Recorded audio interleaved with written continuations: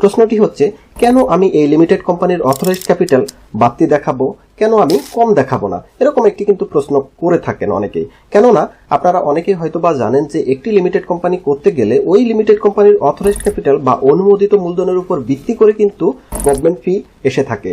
তো যারা লিমিটেড কোম্পানির অথরাইজড ক্যাপিটাল কম দেখাবে তাদের গভর্নমেন্ট ফি স্বাভাবিকভাবেই কম আসবে, আবার যারা অথরাইজড ক্যাপিটাল বাড়তি দেখাবে তাদের গভর্নমেন্ট ফি বাড়তি আসবে। তো অনেকেই চায় যে লিমিটেড কোম্পানির অথরাইজড ক্যাপিটাল কম দেখিয়ে গভর্নমেন্ট ফি কমের মাধ্যমে তাদের লিমিটেড কোম্পানিটি কমপ্লিট করতে। তো এক্ষেত্রে তাদের কিন্তু একটি কমন প্রশ্ন থাকে যে কেন আমি বাড়তি লিমিটেড কোম্পানির অথরাইজড ক্যাপিটাল বাড়তি দেখাবো, আমি তো কম দেখিয়েই আমার কার্যক্রমটি করে ফেলতেছি। তো এই প্রশ্নের উত্তরটি আজকের ভিডিওতে আমি আপনাদেরকে দিচ্ছি। প্রশ্নের উত্তর হচ্ছে, আপনাদের লিমিটেড কোম্পানির অথরাইজড ক্যাপিটাল বাড়তি দেখাবেন না কম দেখাবেন এটি মূলত নির্ভর করবে আপনি যে প্রকল্পে বিনিয়োগ করতে চাচ্ছেন, অর্থাৎ যে উদ্দেশ্যে আপনি লিমিটেড কোম্পানিটি করতে চাচ্ছেন সেই প্রকল্পে কত টাকা প্রকৃতপক্ষে প্রয়োজন, অর্থাৎ প্রকল্পের প্রস্তাবিত বিনিয়োগের পরিমাণ কত হতে পারে তার উপর ভিত্তি করে কিন্তু আপনাকে আপনার কোম্পানির অথরাইজড ক্যাপিটালটি সমন্বয় করতে হবে। এখন কেন এটি লাগবে?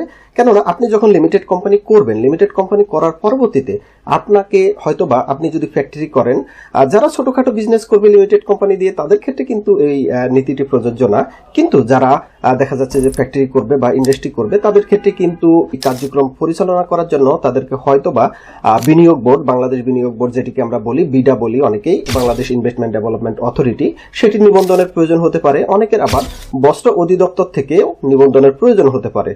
তো আপনি যখন আপনার কারখানার জন্য এই বিনিয়োগ বোর্ড বা বিডাতে নিবন্ধন করবেন কিংবা বস্ত্র অধিদপ্তরে নিবন্ধন করবেন, তখন কিন্তু ওই নিবন্ধনের ক্ষেত্রে নিবন্ধনের আবেদনের সময় আপনাকে এটি প্রদর্শন করতে হয় যে আপনার প্রস্তাবিত প্রকল্পের বিনিয়োগের পরিমাণ কত টাকা হবে।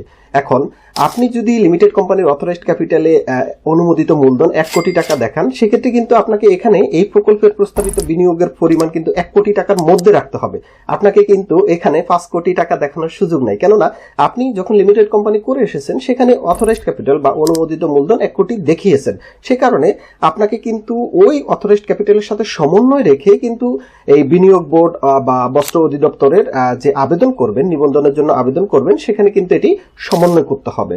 সুতরাং এই কারণে আপনাকে কিন্তু মাথায় রাখতে হবে, আপনি যখন লিমিটেড কোম্পানি করবেন তখন আপনাকে কিন্তু এই বিষয়টি মাথায় রাখতে হবে যে আমাকে ভবিষ্যতে বিডাতে নিবন্ধন করতে হবে বা বস্ত্র অধিদপ্তরে নিবন্ধন করতে হবে। সুতরাং সেখানে যাতে আমার এই ফাইলটি না আটকে যায় বা আমার যাতে জটিলতা না হয়, সে কারণে ওখানের সাথে সমন্বয় করে কিন্তু আপনাকে লিমিটেড কোম্পানি করার সময় অথরাইজড ক্যাপিটাল ওভাবেই কিন্তু নির্ণয় করে দিতে হবে। এখন এই প্রস্তাবিত প্রকল্পের বিনিয়োগের মধ্যে আপনি কি কি দেখাতে পারবেন?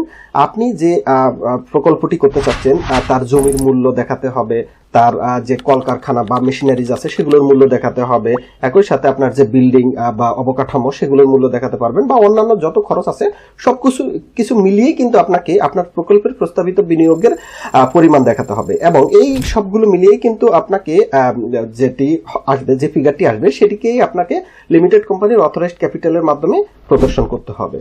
তো আশা করি এই বিষয়টি নিয়ে আপনারা পরিষ্কার ধারণা পেয়েছেন। যদি আরো এই বিষয় নিয়ে প্রশ্ন থাকে সেক্ষেত্রে অবশ্যই আমাকে ফোন করবেন। আমার ফোন নাম্বার 01714543232। তো সবাই ভালো থাকবেন, সুস্থ থাকবেন। সবাইকে ধন্যবাদ। আল্লাহ হাফেজ।